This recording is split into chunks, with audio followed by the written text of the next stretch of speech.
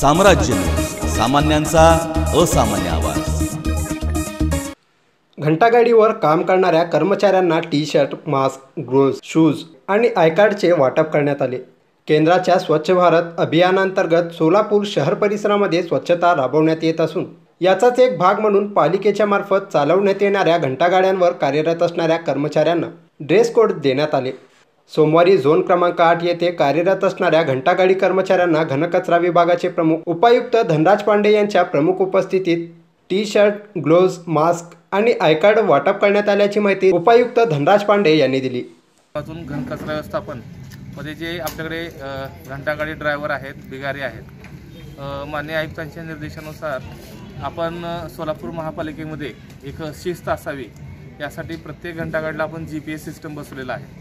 प्रत्येक ड्रायव्हरला, बिगाऱ्याला आपण एक युनिफॉर्मिटी असावी असं कंत्राटदारांनी स्वतःहून पुढे येऊन की सगळ्या ड्रायव्हर लोकांना आणि बिगारी लोकांना त्याने टी शर्ट्स, गमबूट आणि ग्लोव्ज त्यांनी स्वतः दिलेले आहेत आणि तो आज गमबूट, टी शर्ट्स आणि जो काही मास्क आहे हा देण्याचा हा कार्यक्रम आहे, ज्याच्यामुळं त्यांना त्यांच्या कामाबद्दल अभिमान वाटेल आणि सोलापूरची स्वच्छता कशी उत्कृष्ट पद्धतीने ठेवता येईल यासाठी महापालिका आणि महापालिकेचे सगळे कंत्राटदार प्रयत्नशील आहेत।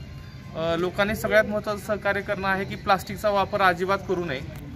सगळ्यांनी स्वतःच्या कापडी पिशव्या वापरा। दुसरं, घरातील ओला आणि सुका कचरा हा घंटागाडीतच द्यावा। कोणीही रस्त्यावर GEP पॉईंट तयार करू नये, रस्त्यात कुठेही कचरा टाकू नये आणि सगळ्यात महत्त्वाचं, आपल्या घरात जर कोणी जास्त कचरा तयार होत असेल तर तो घरातल्या घरात कंपोस्ट करणं गरजेचं आहे। कंपोस्टिंग जर झालं तर खत तयार होईल आणि बरेचदा देवाचं निर्माल्य जे आहे, फुलं, हार, नारळ, हे बरेचदा नदीमध्ये टाकलं जातं। ते न करता त्याचं खत करावा आणि जर करण्यासारखं नसेल तर घंटागाडीतच द्यावं। त्यामुळे कुठलंही विटंबना होत नाही किंवा कुठलंही होत नाही।